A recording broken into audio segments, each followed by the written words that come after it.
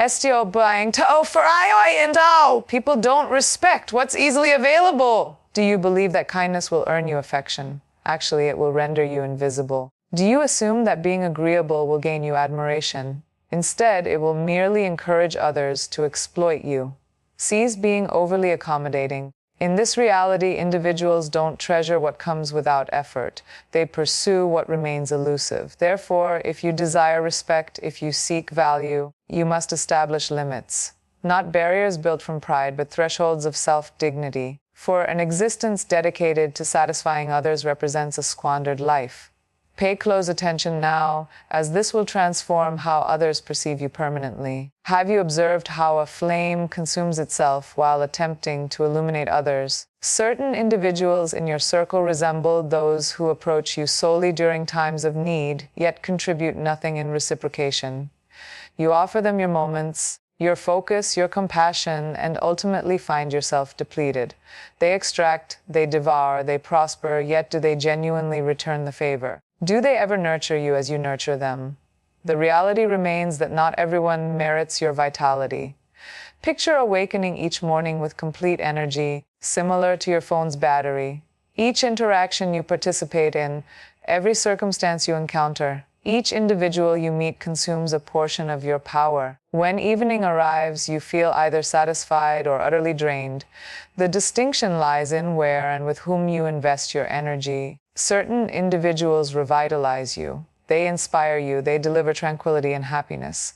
However, others deplete you, not because they require assistance, but because they flourish by consuming others' energy without offering anything back. Consider that particular companion who contacts you exclusively when requiring something. They never inquire about your well-being, never wonder about your experiences, never truly listen when you communicate. Yet, when they need guidance, financial help, or emotional comfort, they appear immediately. And you, being the caring and generous soul you are, consistently respond. You provide, you console, you resolve their difficulties. Once they recover, they vanish until their next crisis. Does this resonate? Now envision a vessel of water. If you continuously pour water without refilling, eventually nothing remains. Your energy operates identically. You cannot persistently give to individuals who only consume. You cannot keep engaging with those who leave you hollow. Existence is too brief to waste on people who neither respect, value, nor reciprocate your energy. Observe the most accomplished and serene individuals around you. Do they entertain everyone? Do they permit anyone to squander their time, feelings, or mental harmony? Absolutely not. They select thoughtfully. They recognize that their energy holds value, that their time is precious. They invest in connections that sustain them, in discussions that motivate them, and in people who add significance to their existence. Consider a lion in its natural habitat. It doesn't pursue every insect that annoys it. It doesn't expend its strength on insignificant matters. It moves with dignity, with concentration, with intention. That's precisely how you should conduct yourself. Cease entertaining individuals who drain you. Stop participating in conversations that don't foster your development. Stop granting unlimited entry to those who don't merit your company. Some will argue, but shouldn't we assist others, show kindness? Naturally, compassion represents strength. Yet kindness without boundaries becomes self-sabotage. You must understand where to establish limits. A distinction exists between being kind and being used. A difference lies between being generous and being taken for granted. Most crucially, a difference separates loving people and allowing them to exhaust you. Imagine yourself as a tree. You possess roots that anchor you, branches reaching skyward, and fruit you share with those nearby. A thriving tree bears fruit, yet it also requires water, sunlight, and attention. If people only arrive to harvest your fruit but never nourish your roots, what occurs? Eventually, you'll wither and break. You'll cease flourishing. This explains why you must be conscious of where your energy flows. Examine your surroundings. Who are the individuals that make you feel uplifted and more complete after conversing with them? Who are those that leave you exhausted, frustrated, or worthless? The ones bringing you joy, keep them near. The ones draining you, care for them from afar. This isn't about selfishness. This concerns self-respect. If you don't safeguard your energy, nobody else will. If you don't treasure your own time, nobody else will. If you don't learn to refuse, people will assume your agreement is endless. So beginning today, select wisely. Show kindness, but don't become a doormat. Be generous, but don't become a martyr. Most importantly, defend your energy because not everyone deserves it. Have you contemplated why diamonds cost so much? It's not because they're the sole beautiful gems on earth. It's because they're scarce. Their rarity creates their worth. If diamonds were as abundant as stones on the ground, nobody would desire them. Nobody would make efforts to purchase them. Nobody would regard them as valuable. This represents the principle of scarcity. People only appreciate what is restricted, what is challenging to acquire, what isn't readily accessible. This principle applies not merely to objects, but also to individuals. Reflect on this. When you consistently agree, when you're constantly accessible, when you're perpetually initiating contact, people start taking you for granted. Not because they're malicious individuals, but because human psychology functions this way. The more obtainable something becomes, the less people appreciate it. The more they must work for something, the more they treasure it. If you're always providing your time, your attention, your presence without requiring people to earn it, they'll never truly appreciate you. Examine the most coveted luxury companies worldwide. They don't discount their products. They don't saturate the market with unlimited inventory. Instead, they launch limited collections. They make people wait. They establish exclusivity. Why? Because when something is scarce, people crave it more. They feel fortunate to possess it. They honor its value. Now implement this in your existence. When you're constantly available, always initiating plans, always responding immediately, people begin assuming you'll perpetually be there. They stop appreciating your presence. They stop valuing your time. They regard you as expendable because they don't feel compelled to earn your attention. Yet the moment you withdraw, the moment you become slightly less available, something transforms. Suddenly they notice your absence. Suddenly they wonder about you. Suddenly they start appreciating what they previously ignored. Examine the people in your existence. Have you noticed how those who are constantly giving, constantly caring, constantly attempting to please are often the ones who get overlooked? Conversely, those who maintain some mystery, those who don't surrender their time so readily, those who don't reveal everything about themselves immediately, these are the individuals who fascinate others. These are the people who possess influence. Consider the most respected celebrities, leaders, or influencers. Do they share every aspect of their lives? Do they make themselves accessible to everyone constantly? No. They preserve an element of intrigue. They choose what to reveal, and when they regulate access to their energy, because they aren't always available, people pursue them, admire them, respect them. This applies to relationships too. If you offer your love, your affection, your time too readily, the other person stops treasuring it.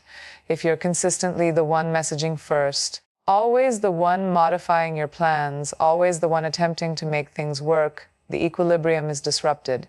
Yet, when you hold back slightly, when you create distance, when you allow them to approach you instead of always pursuing them, suddenly you become more appealing. Suddenly they start missing you. Suddenly they begin appreciating what they once disregarded. Even in friendships, the same principle applies. Have you observed that people who don't strive excessively to be liked are often the ones most respected? While those who overextend themselves trying to be the nicest, trying to satisfy everyone are frequently the ones who get ignored. Why? Because people respect what they must work for. They value what they cannot easily obtain. You must comprehend this. Your time, your energy, your presence, they all hold value. Yet if you distribute them too freely, people won't recognize their worth. The moment you begin controlling your availability, the moment you start establishing boundaries, the moment you stop chasing and let people come to you, everything will change. Observe nature. The rarest blossoms flourish on the tallest peaks. The most stunning vistas demand the longest journeys. The most precious treasures lie buried deep. Nothing valuable is easily accessible, and neither should you be. If you desire to be valued, respected, and wanted, stop making yourself too available. Stop offering yourself too readily. Be like the diamond. Be like the luxury brand. Be like the rare flower. because people only value what's scarce. When they recognize your worth, they'll never take you for granted again. A widespread misunderstanding exists that being friendly equals being weak. That being kind means being a pushover, yet this is far from accurate. Genuine friendliness is a strength, not a weakness. It requires bravery to be kind in a world that can be cruel. It demands confidence to be warm in a society where many people are distant. However, the error many make is confusing friendliness with being excessively accommodating, with lacking boundaries, with permitting others to exploit. Think about the sun and moon. The sun is warm. It gives life. It provides illumination. Yet it never pleads to be noticed. It doesn't chase the planets. It doesn't diminish its power to please others. Still, everything orbits around it. That's how true friendliness should be. Brilliant, confident, and steady. It shouldn't mean bending over backward to satisfy people who don't respect you. It shouldn't mean tolerating mistreatment simply because you don't want to disturb anyone. Picture a person who's always smiling, always accommodating, always agreeing to everything regardless of what's requested. Initially, people appreciate their kindness. Yet soon they begin expecting it. They assume this person will always adapt, always be available, always consent. Gradually, their kindness is no longer perceived as generosity, but as an expectation. They're taken for granted. When they finally refuse, when they finally establish a boundary, people react with surprise or even anger, not because they're malicious individuals, but because they became accustomed to this person being excessively nice. In their minds, that meant easy to manipulate. Now consider another person who's also friendly, but with different energy. They're warm, yet they have boundaries. They're kind, yet they don't tolerate disrespect. They assist, but only where it's warranted. They refuse when necessary without guilt. Because of this, people respect them. Their kindness is appreciated, not exploited. This represents the difference between being friendly and being weak. A strong person is friendly by choice, not from fear of rejection. They don't attempt to please everyone because they understand that not everyone merits their effort. They're kind, yet they don't tolerate nonsense. They offer help, but not at the expense of their own peace. Take the example of a teacher.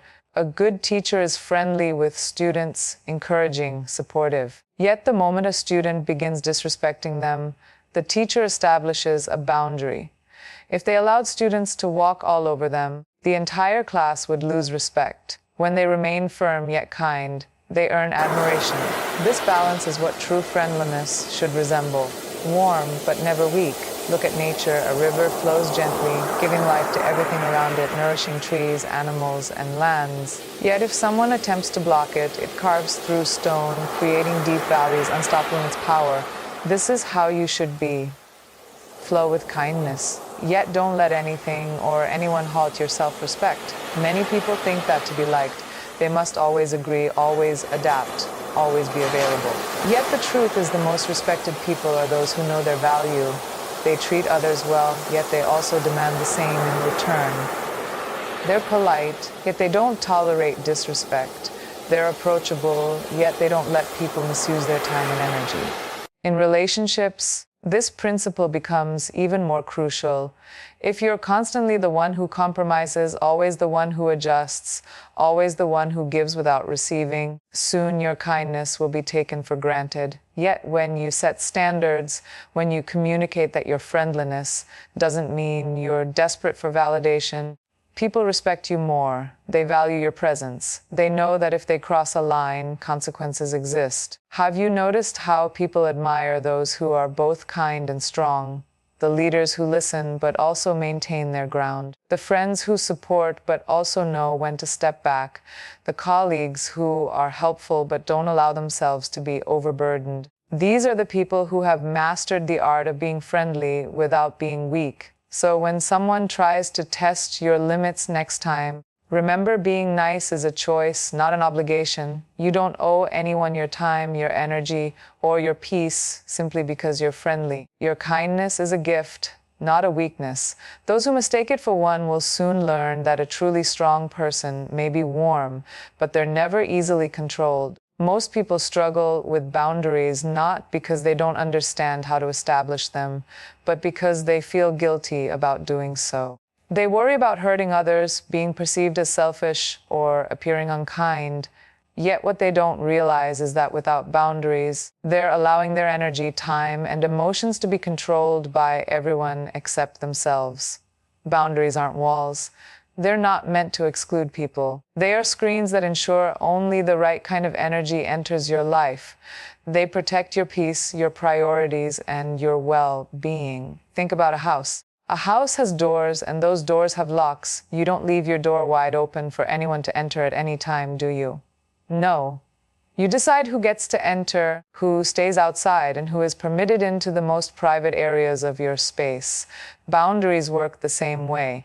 You decide who gets access to your time, your energy, and your emotions. You don't simply let anyone drain you whenever they choose. You set limits, not to push people away, but to protect what matters.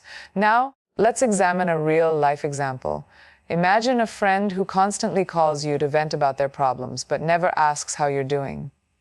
Every time you answer, it's the same situation. They unload their emotions and you listen patiently, offering advice, support, and comfort. Yet, when you need someone to talk to, they're nowhere to be found. You begin to feel drained, exhausted, maybe even resentful. Why? Because there's no balance. You have allowed them unlimited access to your emotional energy without setting any limits. The moment you decide to establish a boundary, perhaps by limiting the time you spend on these calls or by telling them you can't always be available, you might feel guilty. You might worry they'll be upset. Yet, what's the alternative? Continuing to let yourself be emotionally exhausted just to keep them happy. Boundaries aren't about saying no to others. They're about saying yes to yourself. When you decline an invitation to an event you don't want to attend, you're saying yes to your own comfort. When you refuse to take on extra work that isn't yours, you're saying yes to your mental peace. When you walk away from a toxic relationship, you're saying yes to your self-respect. Many people struggle with boundaries in their workplace as well. A boss asks them to stay late repeatedly even though it's not in their job description. A colleague keeps transferring work onto them because they know they won't refuse. Instead of establishing a boundary, they comply out of fear, out of obligation, out of guilt. Yet the reality is the more you allow people to exploit your time, the more they will. The day you confidently say, "I can't stay late today," or "this isn't my responsibility," you're not being rude. You're respecting yourself. Ironically, when you respect yourself, others start respecting you too. Boundaries also apply to family. Just because someone is related to you doesn't mean they have a right to control your decisions, invade your personal space, or manipulate your emotions. Too often, people feel guilty for setting limits with family members, believing they owe them unlimited access. Yet love doesn't mean unlimited sacrifice. You can love your family and still say, "I need space." You can respect them and still say that topic is off limits. You can support them and still say, "I'm not responsible for fixing everything." Relationships flourish when there are clear, healthy boundaries. Without them, resentment builds, misunderstandings grow, and emotional exhaustion takes over. Yet when you communicate your limits honestly and firmly, you create space for mutual respect. The right people will understand. The wrong ones will be upset. That's acceptable because boundaries don't push away the right people. They filter out the wrong ones. One of the most powerful things to understand is that establishing boundaries doesn't require an explanation. You don't owe anyone a lengthy justification for protecting your time and energy. No is a complete sentence. You don't have to feel guilty for prioritizing yourself. If someone makes you feel selfish for having limits, it only proves how much they benefited from you having none. Think about your phone's battery. If you kept running every app, every notification, every background process without restriction, your battery would drain quickly. That's why your phone has power, saving mode. It limits unnecessary usage to preserve energy for what truly matters. Your life should work the same way. Don't let every situation, every request, every demand drain you. Preserve your energy for what is important. The biggest challenge people face when establishing boundaries is fear. Fear of losing relationships, fear of disappointing others, fear of being misunderstood. Yet the truth is those who truly value you, you will respect your boundaries. Those who get angry when you say no were only using you for their benefit. Boundaries aren't selfish. They're a sign of self-respect. They're not barriers. They're bridges to a healthier, more balanced life. The sooner you learn to set them without guilt, the sooner you will reclaim control over your time, your energy, and your happiness. Silence possesses a power that most people fail to recognize. We exist in a world where everyone rushes to speak, to explain, to defend, and to prove themselves. Yet those who truly understand power know that silence is often the most powerful response. It demands attention, commands respect, and leaves a lasting impact. In many situations, what remains unspoken speaks louder than anything that could be verbalized. Think about the moments in your life when silence has made an impact. A prolonged stare when someone expected an argument, a moment of stillness in a heated conversation, a quiet departure instead of a dramatic confrontation. Silence carries weight because it makes people uncomfortable. It forces them to reflect, to question, to wonder. In that space of uncertainty, silence becomes a force stronger than any words. Consider a scenario in a heated argument. Two people are engaged in a war of words, each trying to outdo the other, to win, to make a point. Yet then one person stops. They say nothing. They simply listen or walk away. The other person is left speaking into the void. They expected a reaction, but they received none. Suddenly they're forced to deal with their own words, their own actions. Silence disarms people because it removes their ability to control you with their words. It shows them that you're not easily shaken, not easily provoked. It leaves them with their own thoughts, which is often more powerful than anything you could say. In relationships, silence is a test of true connection. A deep bond doesn't require constant conversation. Two people can sit in silence and still feel understood. They can communicate without words, through a glance, through a presence that speaks louder than sentences ever could. Yet, on the other hand, silence can also reveal distance. When words stop flowing between two people who once spoke endlessly, it's not always a lack of things to say. It's sometimes the presence of emotions too deep to be spoken. Silence in this form can be heartbreaking, yet it's honest. Think about powerful leaders, wise sages, and influential figures in history. The strongest among them aren't the ones who react to every insult, every challenge, every criticism. They're the ones who know when to stay silent. A king doesn't argue with a commoner. A lion doesn't roar at every barking dog. When you respond with silence, you're sending a message that you're not affected by the noise. Nothing frustrates those who seek to provoke you more than your silence. Even in battles, silence is a strategy. In chess, the most dangerous move is the one that isn't immediately obvious. In war, the strongest armies are those that move in silence, unseen and unheard until it's too late. The same applies to life. When you remain silent, people cannot predict your next move. They don't know what you're thinking, what you're planning. They become uneasy, uncertain, and that uncertainty gives you power. Silence is also a great teacher. When you stop talking and start listening, you learn more about the people around you. You notice the small details, the subtle shifts in tone, the things left unsaid. You begin to see people for who they truly are, not just for who they pretend to be. Those who speak too much often reveal their weaknesses, yet those who know when to remain silent hold the advantage. Silence can heal. In moments of grief, no words can truly comfort a heart in pain. Yet a silent presence, a hand held without words, a hug that says everything. These are the things that bring true comfort. Sometimes words are unnecessary. Sometimes they only dilute the depth of what is felt. Silence allows emotions to exist without force, without pressure, without the need for explanation. There's a reason why the most powerful moments in nature are silent. A sunrise doesn't announce its arrival with noise. It simply appears. In its silence, it captivates the world. A deep forest carries wisdom not in words, but in the rustling of leaves, in the stillness of ancient trees. The ocean, despite its vastness, doesn't need to explain itself. It simply exists, and its presence is enough. The same is true for you. You don't need to explain your worth. You don't need to justify your choices to those who don't understand them.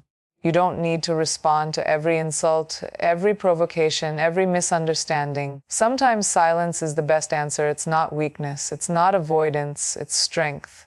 It's control. It's the power of knowing that your energy is too valuable to waste on unnecessary words. People will try to pull you into their chaos, into their drama, into the endless cycle of words and arguments.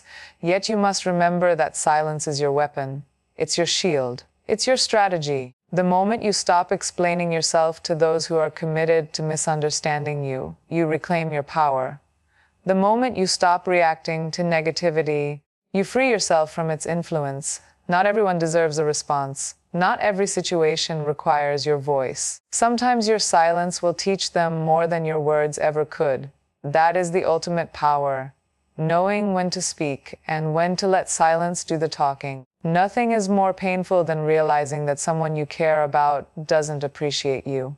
That all the effort, the kindness, the support you have given has gone unnoticed. That the very people you prioritize wouldn't do the same for you. Yet the truth is people will take you for granted if you allow them to. It's not because they're bad, it's simply human nature.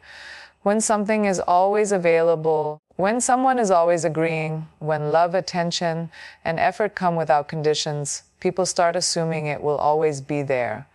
Think about the sunrise. It happens every day without fail. It's one of the most beautiful sights in the world. Yet, how many people wake up just to admire it? How many people take a moment to appreciate its warmth? Very few. Why? Because they believe it will always be there. They assume that since it has never failed to appear, it never will. Yet imagine if one day the sun didn't rise. The world would be in chaos. People would suddenly realize its importance. They would long for its light, its warmth, its presence. The same applies to you. If you're always available, always forgiving, always putting others before yourself, people will assume that this is just who you are. That no matter what they do, you will always be there. They won't cherish you because they have never had to fear losing you. Look at your relationships. Whether it's with family, friends, or a partner, have you ever felt that someone doesn't value your presence, yet the moment you distance yourself, they start to notice you? It's not because they suddenly love you more. It's because they're afraid of losing what they once took for granted. This is a painful realization, yet it's also a powerful one. It shows you that people often only appreciate something when it's no longer easily available. You must teach people how to treat you. If you give endlessly without boundaries, you will exhaust yourself and still not be valued. If you always say yes, even when it inconveniences you, people will stop considering your feelings. If you forgive repeatedly without addressing the issue, they will assume there are no consequences for their actions. Imagine a well in a village. If the water is always overflowing, people will take as much as they want without thinking twice. They will waste it, spill it, take more than they need because they assume there's no end to it. Yet if one day that well begins to dry up, suddenly every drop becomes precious. People take only what they need. They respect it. They value it. They fear its absence. Be like that well. Give but not endlessly. Love but not without limits. Be kind but not at the cost of your own dignity. Think about those who always seem to have an abundance of people around them. It's not necessarily because they're the kindest or the most giving. It's often because they know their worth. They don't chase. They don't overextend themselves. They don't beg for love or appreciation. They carry themselves in a way that says, I am valuable, and if you don't see that, I won't force you to.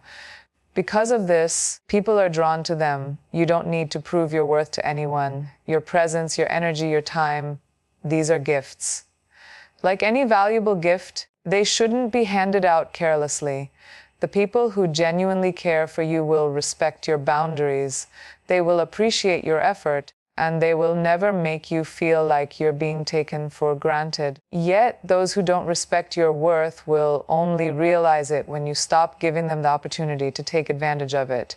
When you pull away, when you start saying no, when you stop making excuses for their behavior, this isn't cruelty, it's self-respect. A person who knows their worth doesn't fear losing people. They understand that the right ones will stay and the wrong ones will leave. That's perfectly fine. You're not here to convince anyone to see your value. You're here to live fully, to love deeply, and to be appreciated, not used. If you ever feel like you're being taken for granted, step back, take time for yourself. Focus on those who truly appreciate you. Most importantly, never let your kindness become a weakness. Kindness is a strength, yet only when given to those who deserve it. You're not a limitless source of energy for people to drain. You're a person deserving of the same love, care, and respect that you give to others. Never forget this. You teach people how to treat you by what you allow, what you stop, and what you reinforce. The moment you stop allowing yourself to be taken for granted, you reclaim your power. When you do that, you will see that the right people will value you even more and the wrong ones will simply fade away. Let them. So today, make a choice. Let go of the version of yourself that no longer fits.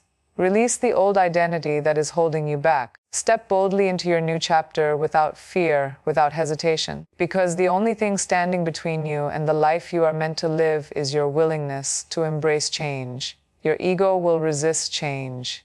Ignore it. Change is uncomfortable. It unsettles us, challenges us, and demands that we step into the unknown. Yet have you ever noticed how the moment you decide to change something in your life, a voice in your head immediately starts resisting? It tells you, no, this is too risky. What if you fail? What if people laugh at you?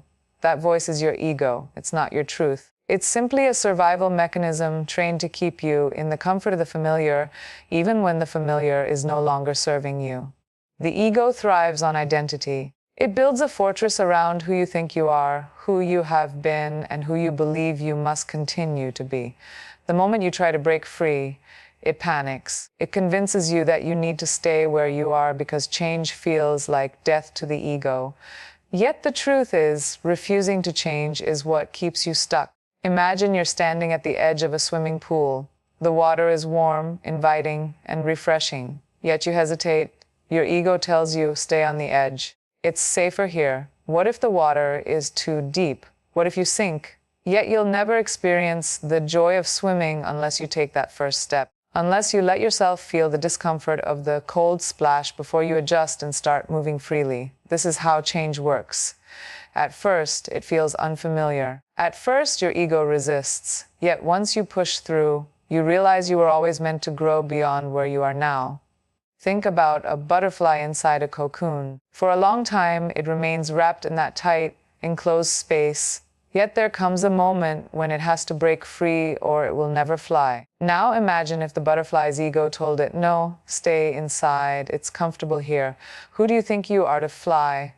The butterfly would never spread its wings. It would never know its full potential. Yet so many of us listen to that voice inside us that says, stay the same. Don't grow, don't evolve, yet that voice isn't wisdom. It's fear disguised as logic. Have you noticed how children embrace change so effortlessly? They move from one phase of life to another without hesitation. They grow, they learn, they adapt. Yet as adults, we start to build walls. We develop attachments to who we think we are. I am this kind of person. I have always done things this way. This is just who I am. Yet who you were yesterday doesn't have to be who you are today. Growth is a choice, and every time you choose to evolve, your ego will try to pull you back. Ignore it. Now let's bring this to real life. Think about someone who has been in a toxic relationship for years. They know it's bad for them. They know they deserve better. Yet every time they try to leave, their ego whispers, but what if you never find someone else? What if this is the best you'll ever get? You have invested too much time to walk away now. So they stay trapped not by the relationship itself, but by the fear their ego creates. The moment they decide to ignore that voice and step into the unknown, they reclaim their power. Or imagine someone who has been in the same job for years, unhappy, uninspired, knowing deep down they're meant for more. Yet the moment they think about leaving, their ego resists. What if you fail? What if you're not good enough? What will people think? So they stay in a place that drains them simply because their ego convinces them that safety is better than growth. Yet nothing great ever comes from staying the same. The moment they silence their ego and take the risk, doors begin to open that they never imagined possible. The ego doesn't want you to succeed. It wants you to stay the same. It fears change because change means uncertainty. Yet here's the irony. The only way to truly live is to step into uncertainty. Everything great that has ever happened in your life happened because you ignored your ego and took a chance. The friendships you built, the lessons you learned, the experiences that shaped you, all of them required you to step beyond the limits of who you thought you were. Think of an athlete training for a competition. Every muscle in their body burns. Their mind tells them, stop, this is too hard. Their ego whispers, you can't handle this. Yet they push through, and that's what makes them stronger. Growth is painful, yet stagnation is deadly. The discomfort of change is temporary, yet the regret of not changing lasts forever. So, what is your ego holding you back from right now? What dreams have you ignored because that voice inside you keeps telling you it's too risky, too hard, too uncertain? Whatever it is, recognize that voice for what it is, fear dressed up as reason, and then ignore it. Step forward anyway, because on the other side of your ego's resistance is the life you're meant to live. Pain is the universe's way of pushing you forward. Pain isn't your enemy. It's not a curse. It's not a punishment. Pain is the universe's way of shaking you, waking you up, and pushing you forward when you have stayed in the wrong place for too long. It's the hand that nudges you when you refuse to move, the storm that forces you to rebuild stronger, the fire that burns away what no longer serves you.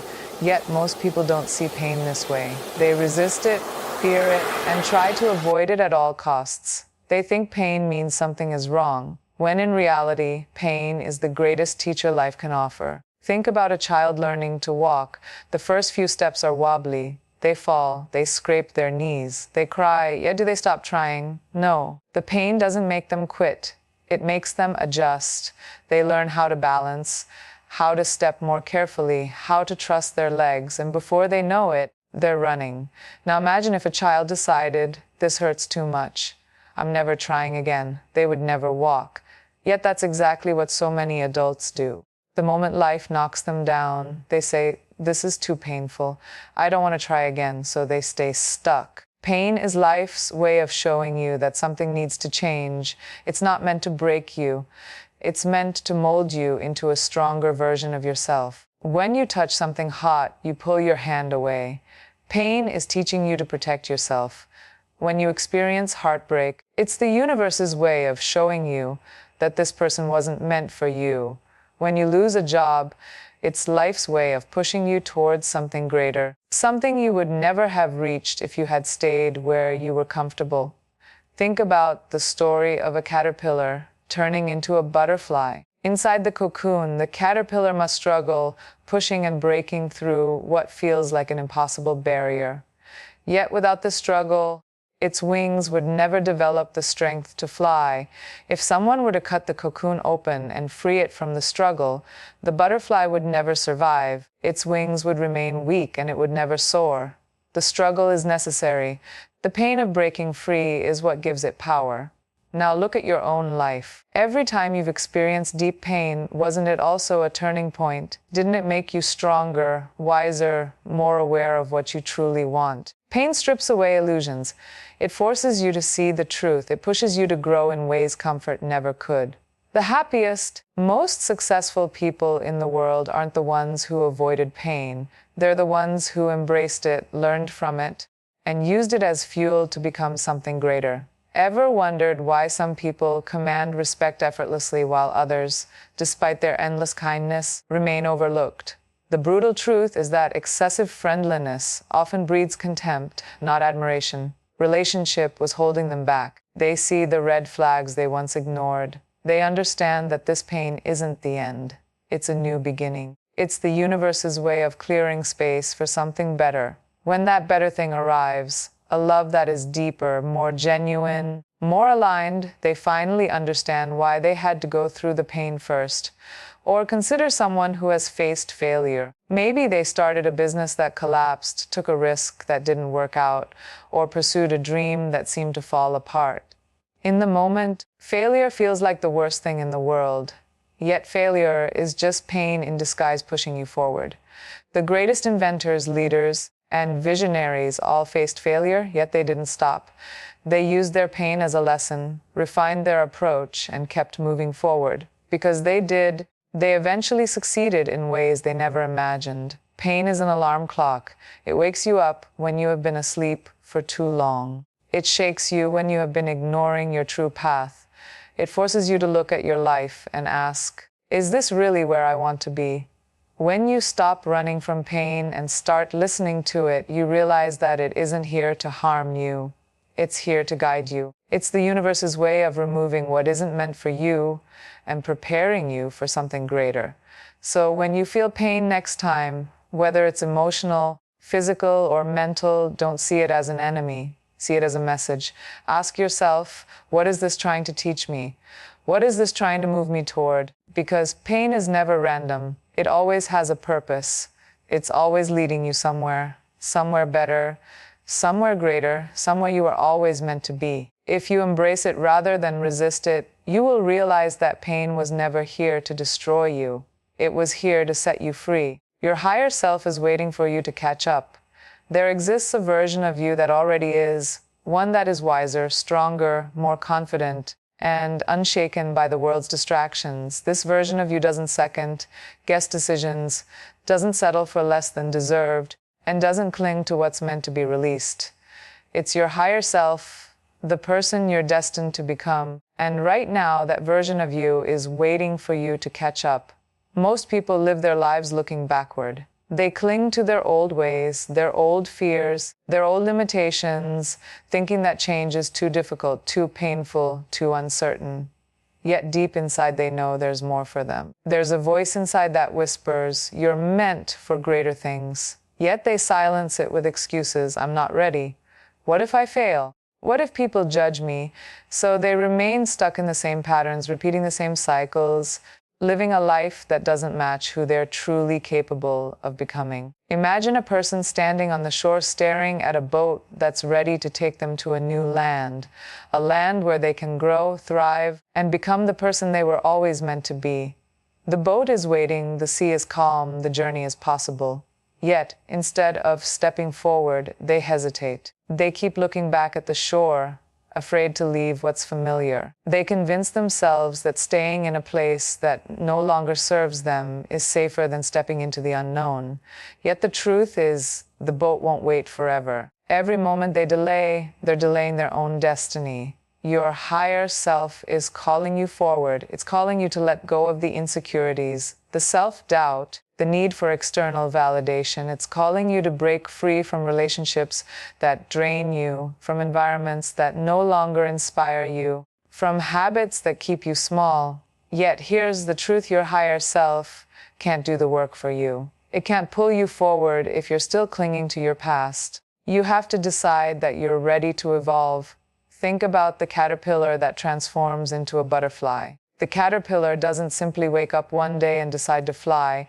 It undergoes a process of complete transformation. It builds a cocoon, a space where it must shed everything it once was to become something entirely new. If the caterpillar resists this change, it will never reach its full potential. It will remain grounded, crawling when it was meant to soar.